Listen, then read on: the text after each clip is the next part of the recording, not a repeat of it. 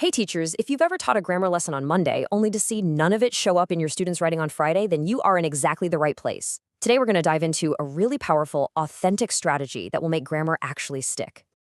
It's the big question, right? How do we get this stuff to move out of the worksheet and into our students' brains for the long haul? And more importantly, into their actual writing? Well, that is exactly what we're going to tackle today. So before we jump into the how, let's make sure we're all on the same page about the what. We're going to quickly unpack what this standard is really asking of our 3rd, 4th, and 5th graders. Okay, let's translate that. In plain English, this standard is all about giving our students the tools of language. We want them to use these building blocks, grammar, punctuation, all that good stuff, so they can better understand what they're reading and, just as importantly, so they can express their own ideas clearly. And here is the absolute key takeaway. This is the big aha moment. We have to move away from those isolated drills. The best, most powerful grammar instruction happens right inside the amazing, authentic texts you're already using. It's about seeing grammar in the wild, not trapped on a worksheet. All right, let's get to the good stuff, the how. I'm going to walk you through a super simple but incredibly effective 5-step strategy. It uses mentor sentences, and it's going to make your grammar instruction way more engaging and memorable, I promise. This 5-step process, this is the heart of your mini lesson. It's a really clear, predictable routine that scaffolds the learning so beautifully. See how it takes students from just noticing something all the way to using it on their own in their writing? That's where the magic really happens. Okay, theory is great, but let's see what this actually looks like in a classroom.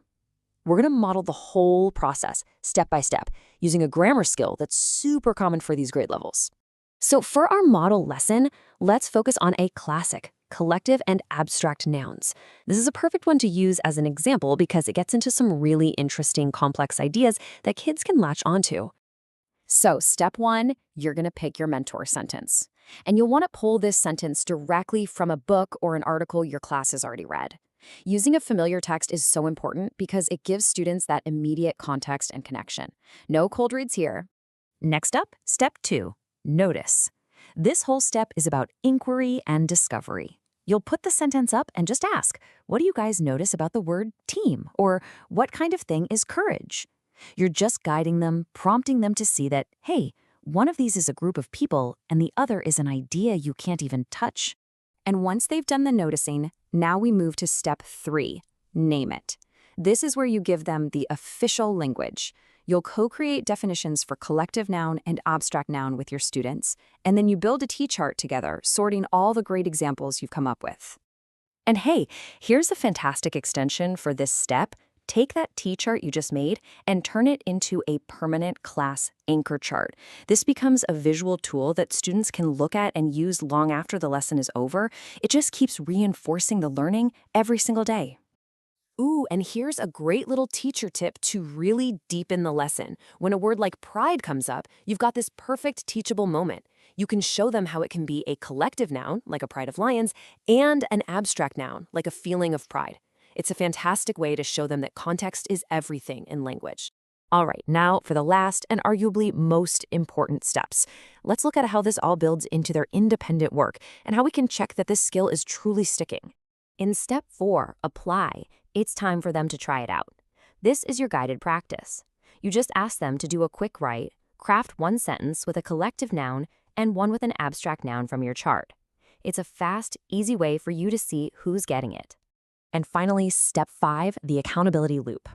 This is all about making sure that learning transfers. So during independent writing, you might ask students to find and highlight where they used a collective noun in their draft.